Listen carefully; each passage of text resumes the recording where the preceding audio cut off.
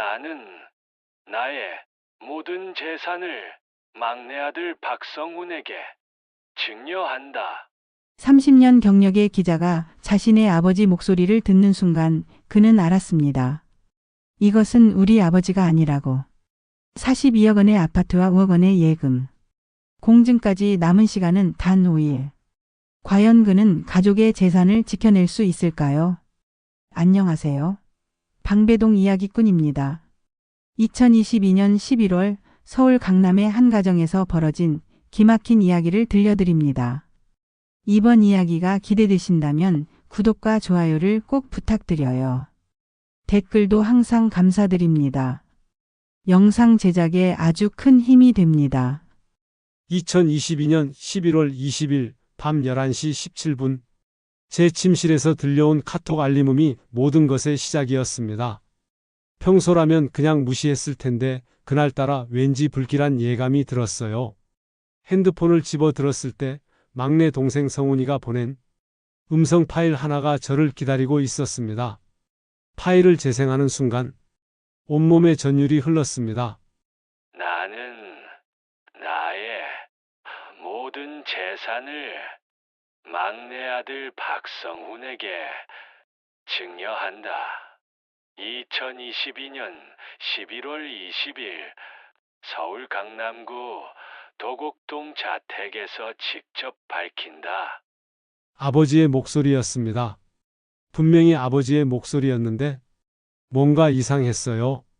30년 넘게 기자로 살면서 수천 명의 목소리를 듣고 분석해왔던 제가 이상함을 느끼지 못할 리 없었거든요. 안녕하세요. 저는 박성민입니다. 올해 60살, 30년 동안 기자로 살다가 작년에 은퇴한 평범하지 않은 일을 겪게 된 아버지의 첫째 아들입니다. 오늘 여러분께 들려드릴 이야기는 제가 직접 겪은 이야기입니다. 부모님께서 평생 일구신 재산이 도리어 어떻게 가족을 위기로 몰아넣을 수 있는지 뼈저리게 느꼈습니다. 먼저 저희 가족에 대해 말씀드려야겠네요. 이해를 돕기 위해서요. 아버지 박인수 올해 만 82세이십니다. 35년 동안 고등학교에서 국어를 가르치셨던 교육자셨어요. 성격은 어떻게 표현하면 좋을까요? 원칙적이시면서도 따뜻하신 분이에요. 학교에서는 무서운 선생님으로 통했지만 집에서는 자식들 앞에서 허허 웃으시며 농담도 잘하시는 그런 분이셨죠? 하지만 최근 몇 년 사이에 기억력이 많이 떨어지셨어요. 치매 초기 증상이라고 의사 선생님이 말씀하셨거든요. 가끔씩 며칠 전 일을 기억 못 하시거나 같은 말씀을 반복하시기도 하세요. 그래도 아직은 우리를 알아보시고 대화도 가능한 상태입니다. 어머니는 5년 전에 돌아가셨어요. 폐암이었죠. 아버지 혼자 지내시는 게 걱정되지만 독립심이 강하셔서 요양원이나 우리와 함께 사는 건 완강히 거부하세요. 언제까지 살지도 모르는데 자식들 짐이 되긴 싫다는 게 아버지 지론이거든요. 아버지 집은 서울 강남구 도곡동에 있습니다. 대한아파트 12동 803호.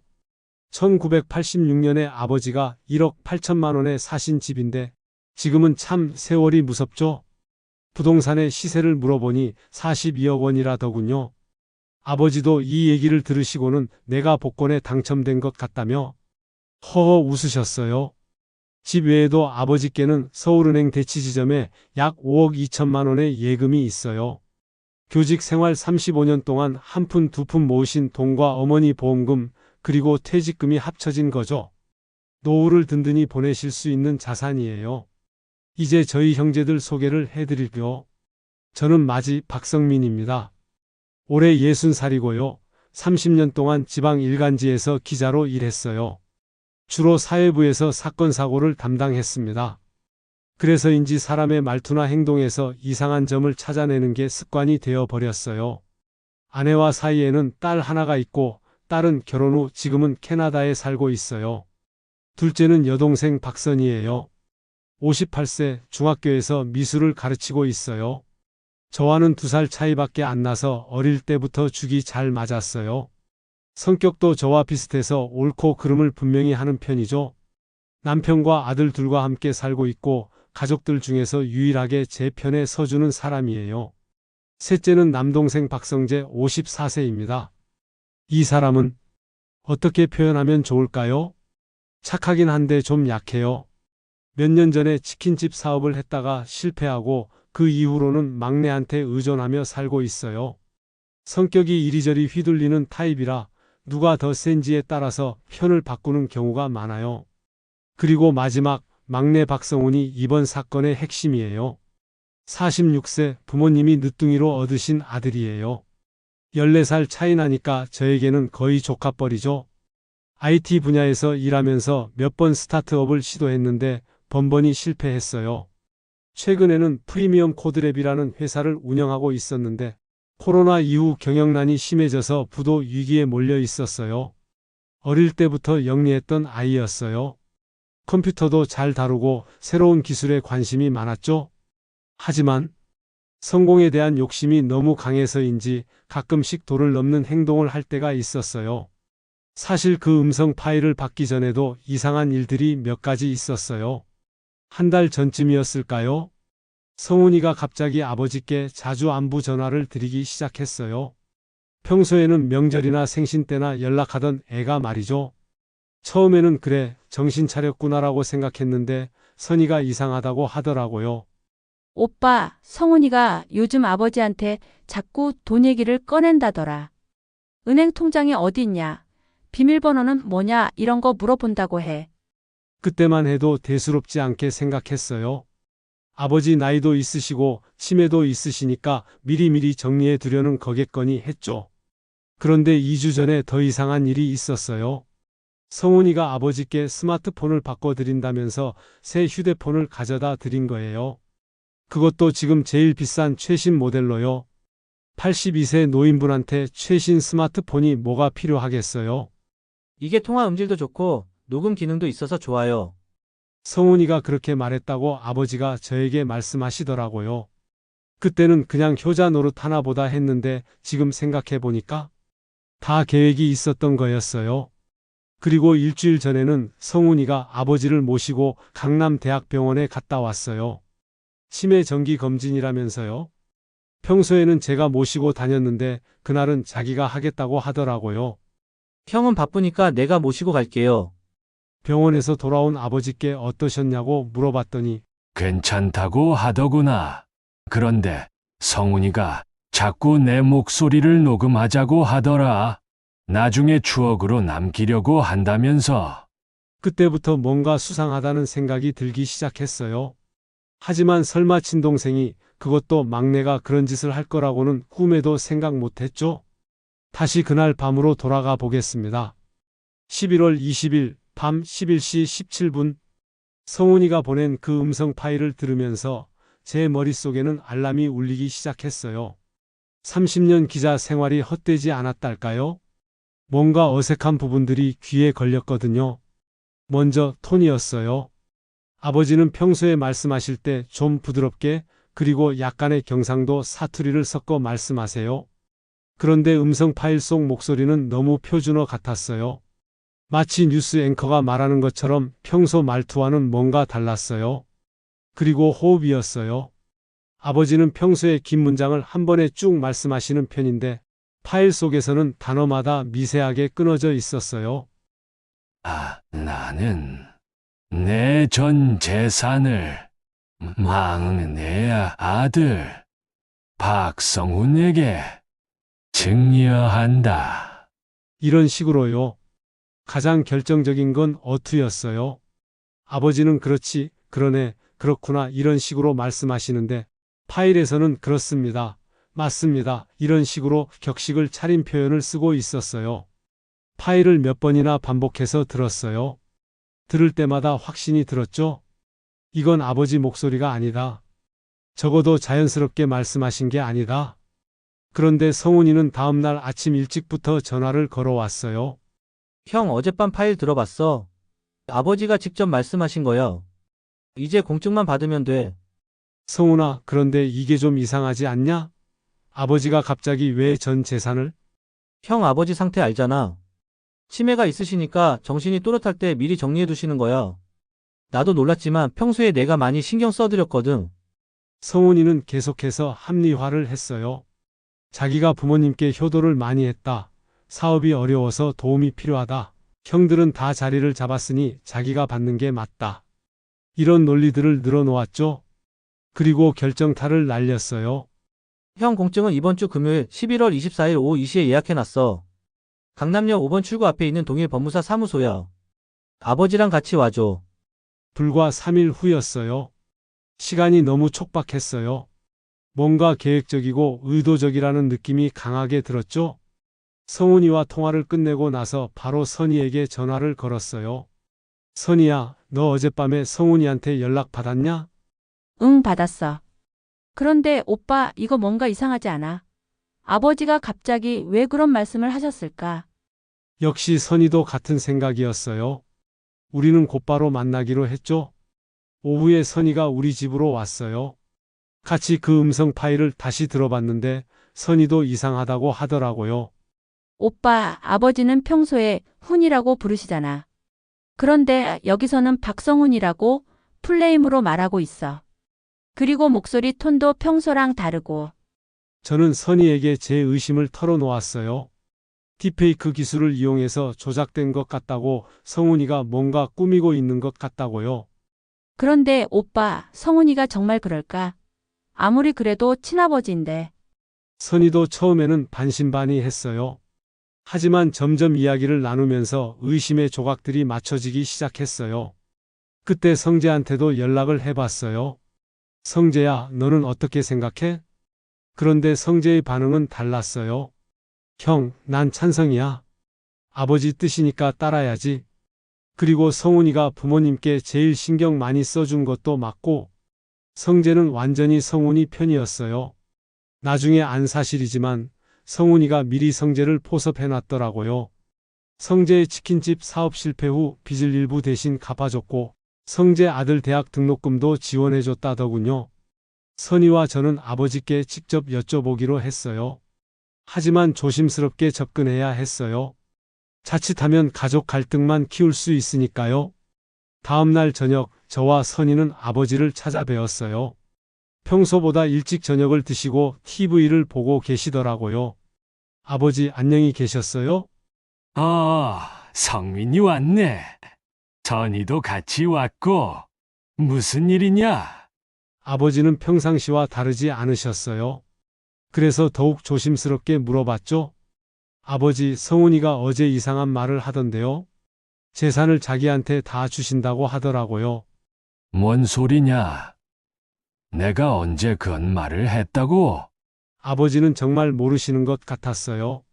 표정부터 다르셨거든요. 성훈이가 녹음 파일을 보내왔는데 아버지 목소리로 증여한다는 내용이 담겨 있어요. 그래. 내가 그런 말을 했나? 기억이 안 나네. 이때 아버지의 반응에서 치매 증상을 엿볼 수 있었어요. 하지만 동시에 확신도 들었죠. 아버지가 정말로 그런 말씀을 하셨다면 분명히 기억하고 계실 거예요. 전 재산을 한 자식에게 물려준다는 게 그냥 넘어갈 일이 아니거든요. 선희가 조심스럽게 물어봤어요. 아버지, 최근에 성훈이랑 무슨 대화 많이 하셨어요? 성훈이가 요즘 자주 연락해. 안부도 물어보고 병원도 데려다 주고. 효자야. 효자. 병원에서 뭔가 녹음하거나 그런 건 없었어요. 녹음. 그래. 성훈이가 내 목소리 좀 녹음하자고 하더라. 나중에 추억으로 남기려고 한다면서 몇 마디 했지. 바로 이거였어요. 성훈이가 아버지의 음성을 미리 녹음해뒀던 거예요. 그리고 그걸 이용해서 합성한 거죠. 아버지, 그때 어떤 말씀 하셨어요? 글쎄. 기억이 잘 안 나네. 그냥 평상시 하는 말들이었을 거야. 이름도 말하고, 날짜도 말하고. 점점 퍼즐이 맞춰지기 시작했어요. 성훈이는 아버지께서 자연스럽게 말씀하시는 다양한 단어들을 녹음해놨고, 그것들을 조합해서 가짜 음성 파일을 만든 거였어요. 하지만 아직 확실한 증거가 필요했어요. 추측만으로는 부족했거든요. 그날 밤 집에 돌아와서 저는 옛 제자 김태호에게 연락했어요. 태호는 제가 기자 시절에 멘토링했던 후배인데 지금은 한국 대학의 디지털 포렌식 연구소에서 일하고 있어요. 딥페이크나 음성 합성 관련해서는 전문가죠. 선생님, 안녕하세요. 오랜만이에요. 태호야, 안녕. 갑자기 연락해서 미안한데 좀 급한 일이 생겨서 그래. 너한테 부탁할 게 있어? 사정을 설명하니까 태호도 심각하게 받아들이더라고요. 선생님, 일단 파일을 보내주세요. 분석해 보겠습니다. 다음날 저녁 7시 태호가 일하는 한국대학의 디지털 포렌식 연구소에서 태호와 만났어요. 연구소는 최첨단 장비들로 가득했어요. 여러 대의 컴퓨터와 분석 장비들이 윙윙거리는 소리를 내고 있었죠. 선생님, 분석 결과 나왔습니다. 태호가 보여준 화면에는 복잡한 그래프와 숫자들이 가득했어요. 이 파일은 명백히 합성된 음성입니다. 여러 개의 음성 조각들을 이어 붙인 흔적이 선명하게 보여요. 화면을 가리키며 태호가 설명을 계속했어요. 여기 보세요. 단어와 단어 사이의 주파수 패턴이 부자연스럽게 끊어져 있어요. 그리고 톤의 일관성도 떨어집니다. 나는이라는 부분과 증여한다는 부분의 음성 특성이 서로 다르게 나타나고 있어요. 그럼 이게 진짜가 아니라는 확실한 증거가 되는 거냐? 네, 확실합니다. 그리고 더 중요한 게 있어요. 태호가 다른 화면을 보여줬어요. 파일의 메타데이터를 보면 생성 시간이 11월 20일 오후 3시 42분으로 찍혀 있어요. 그런데 선생님 말씀으로는 그 시간에 아버님이 병원에 계셨다고 하지 않았어요? 맞았어요. 그날 아버지는 강남대학병원에서 치매 정기 검진을 받고 계셨어요. 집에 계실 수 없는 시간이었죠? 그리고 이것도 보세요.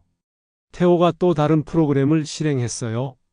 이 파일을 만들 때 사용된 프로그램을 역추적해 봤는데 팁보이스 스튜디오라는 프로그램으로 만들어진 것 같습니다. 요즘 유튜버들이나 콘텐츠 제작자들이 많이 쓰는 음성 합성 프로그램이에요. 그런 프로그램으로도 이렇게 정교하게 만들 수 있는 거야? 요즘 AI 기술이 정말 발달했어요. 원본 음성만 충분히 있으면 웬만한 문장은 다 합성할 수 있어요. 특히 가족의 목소리라면 평소에 녹음할 기회도 많고요. 태호의 분석 결과를 종합하면 성훈이가 평소 아버지와의 대화를 녹음해둔 다음 그것을 소스로 삼아서 가짜 증여 의사표시를 만들어낸 것이었어요.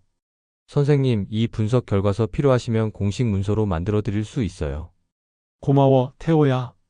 정말 큰 도움이 됐어. 이제 확실한 증거가 생겼어요.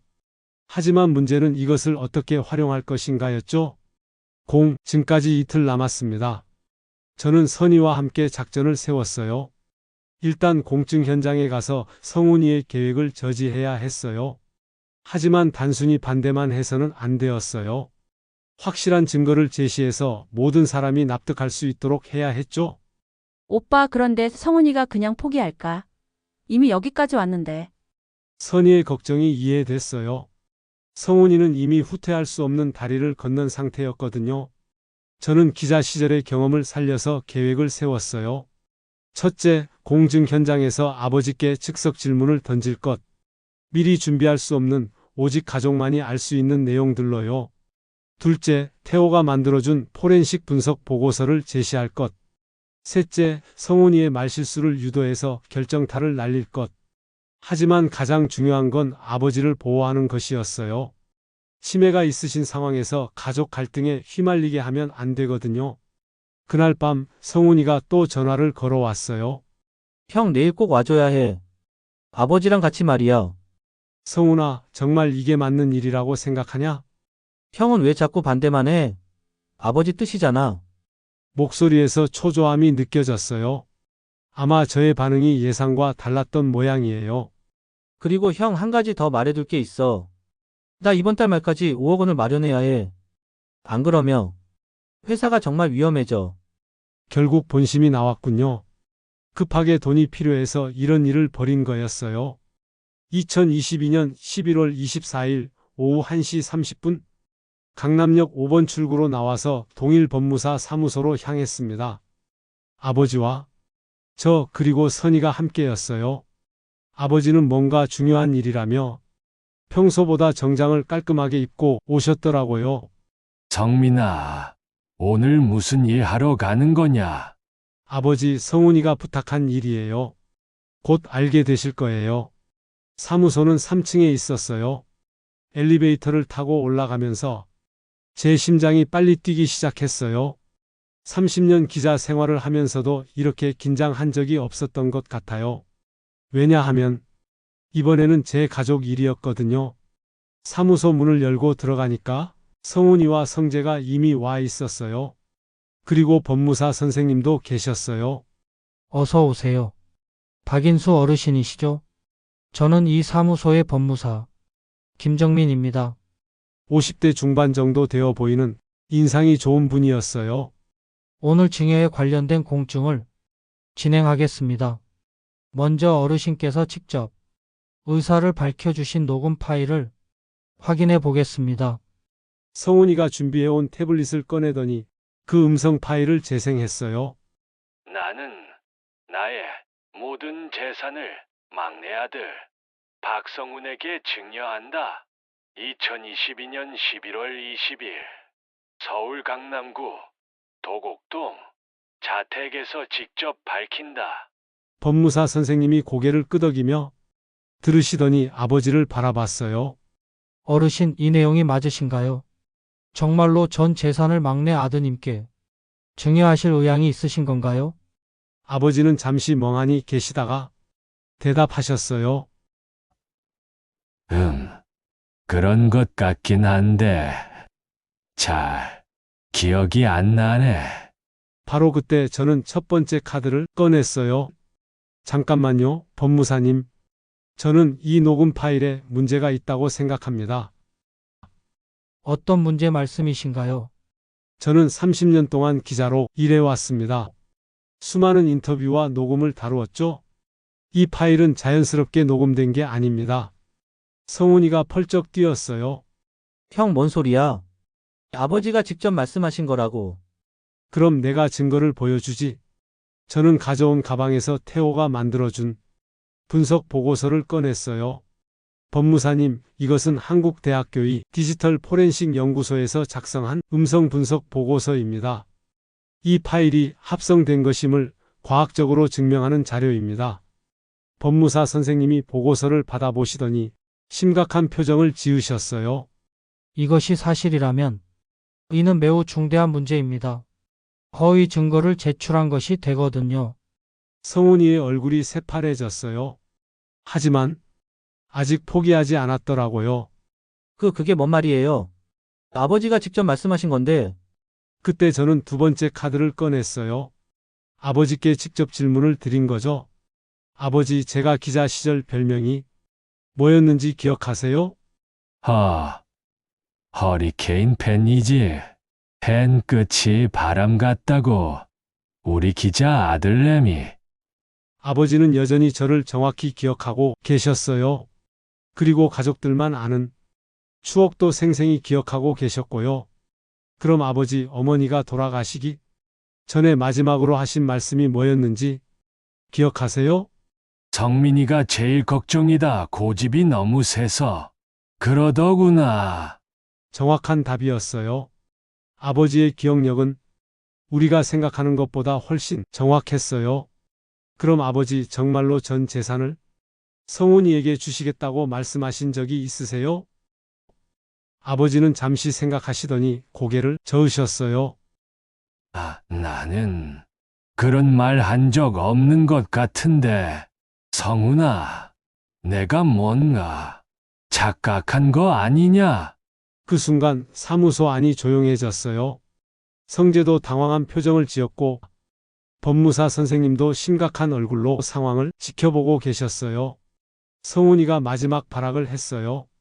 아버지, 진짜 기억 안 나세요? 병원에서 저랑 얘기했잖아요. 병원에서 너랑 무슨 얘기를 했다고? 재산 얘기요. 저한테 다 맡기시겠다고. 내가 언제 그런 소리를 했다고? 성훈아, 네가 지금 뭔 소리를 하는 거야? 아버지가 화를 내시기 시작했어요. 평소에는 온화하신 분인데 거짓말을 정말 싫어하세요. 그때 저는 마지막 카드를 꺼냈어요. 성훈아, 너 딥보이스 스튜디오라는 프로그램 써봤냐? 성훈이의 얼굴이 완전히 굳어버렸어요. 그게 뭔데? 음성 합성 프로그램이야. 너 이걸로 아버지 목소리 흉내 낸 거지? 난 그런 거 모르는데. 하지만 성훈이의 목소리가 떨리고 있었어요. 거짓말하고 있다는 게 너무 뻔했죠? 법무사 선생님이 최종 판단을 내리셨어요. 현재 상황으로 봐서는 증여 의사의 진정성을 확인할 수 없습니다. 따라서 공증은 진행할 수 없습니다. 공증이 무산되자 성훈이는 완전히 무너져 내렸어요. 사무소를 나와서 건물 1층 카페에 앉아서 결국 모든 걸 실토했어요. 형. 미안해. 정말 미안해. 성훈이가 고백한 내용은 이랬어요. 회사가 정말 위험한 상태였대요. 투자자들이 발을 빼기 시작했고 직원들 월급도 밀린 상황이었다고 해요. 그래서 급하게 돈을 구해야 했는데 은행 대출도 안 되고 친구들한테 빌릴 수 있는 한도도 넘어선 상태였대요. 그러던 중에 우연히 유튜브에서 딥페이크 기술에 대한 영상을 보게 됐다고 해요. 음성 합성으로 가짜 목소리를 만들 수 있다는 걸 알게 된 거죠. 처음에는 정말 그럴 생각이 없었어. 그런데 회사가 망하면 직원들도 다 길거리에 나앉게 되고. 성훈이는 몇 주에 걸쳐서 계획을 세웠다고 해요. 아버지께 새 스마트폰을 사드리면서 자연스럽게 대화를 녹음했고 병원에 모시고 가면서도 계속 녹음을 했대요. 그렇게 모은 음성 데이터로 딥보이스 스튜디오라는 프로그램을 이용해서 가짜 증여 의사 표시를 만든 거였어요. 프리랜서 엔지니어한테 200만 원 주고 작업을 맡겼어. 그 사람이 전문가라서 정말 정교하게 만들어줬거든. 성재도 처음부터 공모자는 아니었대요. 성훈이가 형들한테는 비밀로 하고 아버지 뜻이라고 해달라고 부탁했고 성재는 단순하게 믿었던 거였어요. 물론 성훈이가 평소에 성재의 빚을 도와준 것도 영향이 있었겠지만요. 형 정말 미안해. 나도 이게 나쁜 짓인 줄 알면서. 그런데 달리 방법이 없었어. 저는 성훈이를 보면서 복잡한 기분이 들었어요. 화가 나면서도 한편으로는 안쓰러웠거든요. 어려서부터 영리했던 아이가 성공에 대한 욕심 때문에 이런 일을 저지르게 된 거잖아요. 성훈아, 너 지금이라도 정신 차려. 이런 식으로는 안 돼. 형 나 이제 어떻게 하지? 회사도 망할 것 같고. 그건 네가 해결할 문제야. 하지만 아버지를 속이려고 했던 건 정말 용서할 수 없어. 선희도 성훈이에게 실망을 표했어요. 성훈아, 내가 그렇게 생각하는 애였니? 아버지가 얼마나 상처받으실지 생각해 봤어. 성재는 그냥 당황만 하고 있었어요. 나는 정말 몰랐어. 성훈이가 아버지 뜻이라고 해서. 성재야, 너도 좀 더 생각을 했어야지. 상식적으로 말이 안 되잖아. 그날은 결국 각자 집으로 돌아갔어요. 아버지는 무슨 일인지 정확히 이해하지는 못하셨지만 뭔가 좋지 않은 일이 있었다는 건 아시는 것 같았어요. 그 일이 있고 나서 일주일 정도는 정말 힘든 시간이었어요. 성훈이의 회사 프리미엄 코드랩은 결국 문을 닫게 됐어요. 투자자들이 모두 발을 빼버린 거죠. 사실 딥페이크 사건과는 직접적인 관련이 없을 수도 있지만 성훈이는 그 충격으로 제대로 사업에 집중하지 못했거든요. 더 큰 문제는 직원들이었어요. 20명 정도의 젊은 개발자들이 하루아침에 일자리를 잃었죠. 성훈이는 그 죄책감에 며칠 동안 잠도 제대로 못 잤다고 해요. 동네에서도 소문이 났어요. 아파트 관리사무소 직원들부터 시작해서 동네 상인들까지 모두 이 일을 알게 됐거든요. 한국의 아파트 단지는 정말 소문이 빨라요. 특히 이런 자극적인 내용은 더더욱 그렇죠. 도곡동에 사는 박씨 집안에서 막내가 딥페이크로 아버지를 속이려고 했다더라. 요즘 젊은 애들이 참 무서워. 기술이 좋아지니까 이런 일도 벌어지네. 마트에 가면 사람들이 수군거리는 소리가 들렸어요. 아버지도 이런 시선들을 의식하시는 것 같았어요. 평소보다 더 조용해지셨거든요. 언론사 후배들한테도 연락이 왔어요. 선배님, 요즘 딥페이크 기술이 정말 무서워지고 있다는데 실제로 경험해 보니까 어떠셨어요? 혹시 칼럼이나 기고 생각 없으세요? 처음에는 쓸 생각이 없었어요. 가족 일을 공개적으로 얘기하고 싶지 않았거든요. 하지만 점점 생각이 바뀌었어요. 이런 일이 다른 가정에서도 일어날 수 있겠다는 생각이 든 거죠. 특히 치매나 고령의 부모님을 두신 가정에서는 더욱 조심해야 할 문제라고 생각했어요. 한 달 정도 지나고 나서 저희 가족은 다시 한번 모였어요. 이번에는 갈등을 해결하기 위한 자리였죠. 아버지를 모시고 형제 자매가 모두 모인 건 정말 오랜만이었어요. 평소에는 명절 때나 이렇게 모이는데 이번에는 특별한 이유가 있었거든요. 성훈이가 먼저 말을 꺼냈어요. 아버지, 정말 죄송합니다. 제가 정말 잘못했어요. 성훈이는 그동안 많이 생각했던 모양이에요. 눈이 빨갛게 충혈되어 있었거든요. 아버지께 거짓말하고 형들한테도 거짓말하고. 정말 용서받을 수 없는 일이었어요. 아버지는 한동안 말씀이 없으시더니 천천히 입을 여셨어요. 성훈아, 네, 아버지. 너 왜 그런 일을 했냐? 회사가 어려워서요. 그런데 그게 변명이 될 순 없죠. 제가 정말 잘못 생각했어요. 돈이 그렇게 중요하냐? 아버지의 질문에 성훈이가 고개를 숙였어요. 아니에요, 아버지. 돈보다 중요한 게 가족이라는 걸 이제 알겠어요. 아버지는 잠시 생각하시더니 의외의 말씀을 하셨어요. 그래, 알았다. 하지만 성훈아, 앞으로는 이런 일 없어야 한다. 네, 아버지. 정말 죄송합니다. 그리고 성민아, 네, 아버지. 너도 고생했다. 기자놈답게 진실을 찾아내느라. 그때 아버지가 제 손을 꼭 잡으시며 말씀하셨어요. 우리 가족이 이런 일로 갈라지면 안 된다. 어머니도 하늘에서 걱정하실 거야. 그 말씀을 들으니까 가슴이 뭉클해졌어요. 역시 아버지는 아버지였어요. 선희가 실용적인 제안을 했어요. 아버지, 이번 기회에 재산 관리를 좀 체계적으로 해보는 게 어떨까요? 신탁센터 같은 곳에 맡겨서. 그래, 그게 좋겠구나. 내가 나이도 있고 기억력도 예전 같지 않으니까. 그렇게 해서 아버지의 재산은 전문 금융기관을 통해 관리하기로 했어요. 그리고 중요한 결정은 저와 선희가 함께 논의해서 진행하기로 했고요. 성재는 그냥 형들이 알아서 해줘라고 했어요. 원래 그런 성격이거든요.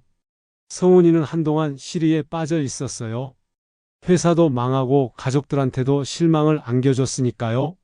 하지만 시간이 지나면서 조금씩 회복되는 것 같았어요. 그로부터 3개월 후 성훈이가 새로운 일을 시작했어요. 이번에는 스타트업이 아니라 기존 IT 회사에 취직한 거였어요. 형, 이번에는 안전하게 가려고 해. 더 이상 무리하지 않을 거야. 성훈이가 많이 변한 것 같았어요. 예전처럼 큰 성공을 꿈꾸기보다는 현실적으로 생각하게 된 것 같았거든요. 그리고 더 중요한 건 아버지와의 관계가 회복됐다는 거였어요. 성훈이가 주말마다 아버지를 찾아뵈기 시작했어요. 이번에는 진짜 효도를 위해서요. 아버지, 오늘 날씨 좋네요. 산책하러 나가실까요? 그래, 성훈아. 오랜만에 같이 나가자. 아버지도 성훈이를 다시 받아들이셨어요. 역시 부모의 마음은 그런 것 같아요. 아무리 실망스러운 일이 있어도 결국은 자식을 용서하게 되는. 저는 이 일을 계기로 칼럼을 하나 써서 지역신문에 기고했어요. 제목은 딥페이크 시대 진짜 목소리를 지키는 법이었죠. 칼럼에서는 개인적인 경험을 바탕으로 딥페이크 기술의 위험성과 대응 방법에 대해 썼어요. 특히 고령층이 있는 가정에서 주의해야 할 점들을 중심으로 정리했죠. 반응이 꽤 좋았어요. 많은 분들이 유용한 정보였다. 우리도 조심해야겠다는 피드백을 주셨거든요. 지금은 그 일이 있고 난 지 6개월이 지났습니다. 아버지는 여전히 치매 초기 증상을 겪고 계세요. 하지만 우리 가족의 관심과 사랑 속에서 비교적 안정된 생활을 하고 계세요. 자산관리센터를 통한 재산 관리도 잘 되고 있고요. 성훈이는 새 회사에서 열심히 일하고 있어요. 예전만큼 화려하지는 않지만 안정적인 생활을 하고 있죠. 그리고 무엇보다 가족과의 관계가 많이 좋아졌어요. 선희는 여전히 저의 든든한 파트너예요.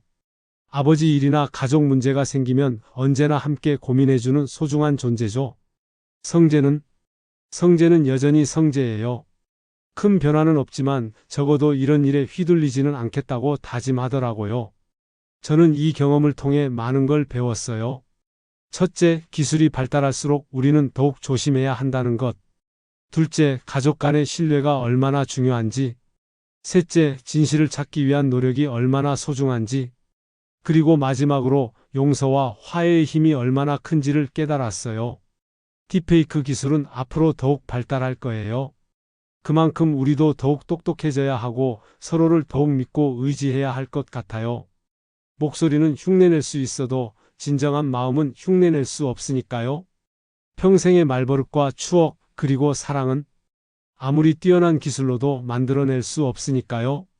여러분, 혹시 이 이야기가 남의 일처럼 느껴지시나요? 하지만 지금 이 순간에도 수많은 가정에서 비슷한 일들이 벌어지고 있어요. 보이스피싱은 이미 우리에게 익숙한 범죄가 되어버렸고, 이제는 딥페이크 기술까지 더해져서 더욱 정교하고 위험한 형태로 진화하고 있습니다.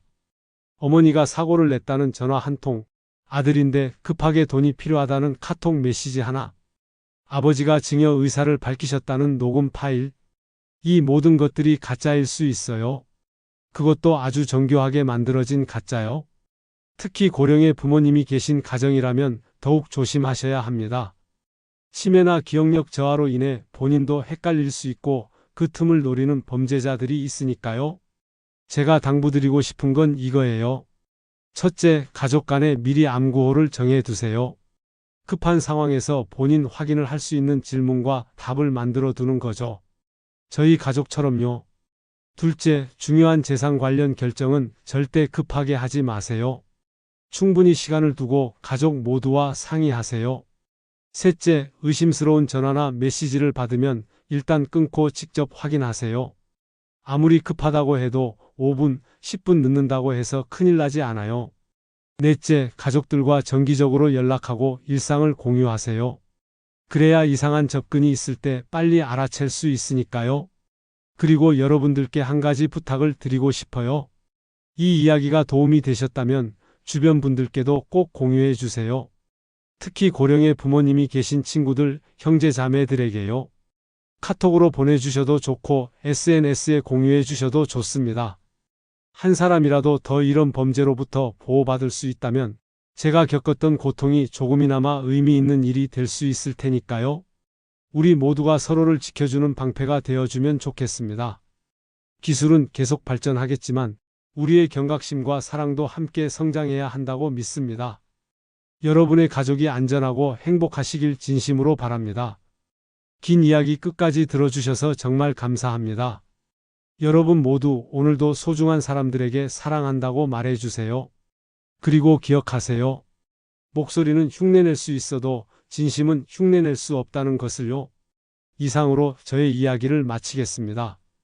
들어주셔서 감사합니다.